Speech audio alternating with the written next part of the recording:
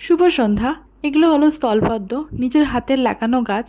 গত বছর দুর্গাপুজো থেকেই গাছগুলোতে ফুল দেওয়া শুরু করে দিয়েছে।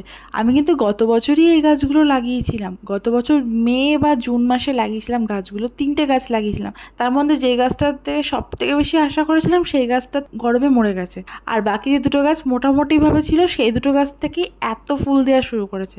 গাছগুলো কিন্তু সকলেরই এখন প্রিয় হয়ে উঠেছে। আমার কর্তামশাই তো রোজ অফিস থেকে ফিরে একবার করে ছাদে গিয়ে দেখে যে আজ কতগুলো ফুল ফুটেছে।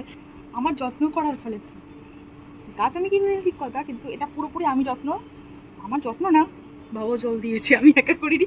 মানে যাই হোক, ফুল ফুটেছে, আমার খুব আনন্দ হচ্ছে, আর খুবই আনন্দ হচ্ছে। এই গাছে প্রথম ফুল এইটা, ফার্স্ট ফুটেছে এইটা, তারপরে তো এগুলো সব ফুটেছে আজকে, এত এত ফুল। খুব সুন্দর একটা গন্ধ আছে জানো,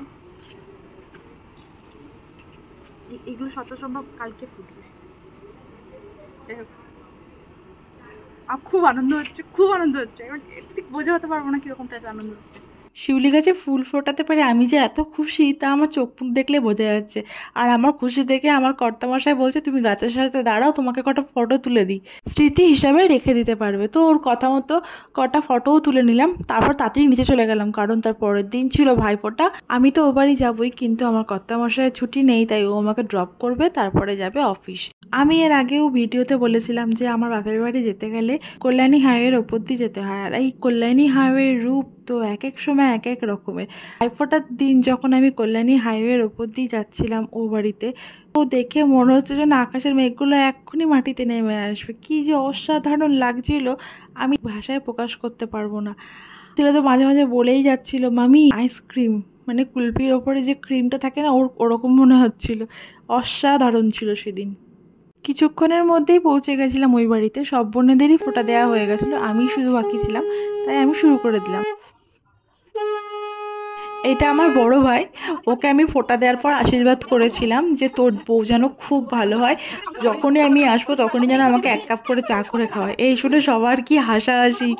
আর যাই হোক, এই ভাইয়ের কিন্তু বিয়ে হয়ে গেছে, এই মার্চ মাসেই ভাইয়ের বিয়ে হলো। ওর বউ খুব ভালো হয়েছে।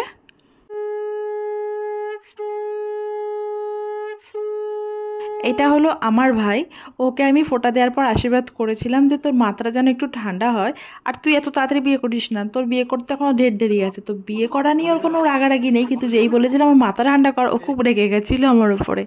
সুখের স্মৃতিগুলো এভাবেই ক্যামেরাবন্দি হওয়া উচিত, যাতে ভবিষ্যতে একটুখানি হলেও সেই সুখের আমেজটা পাওয়া যায়। টাটা।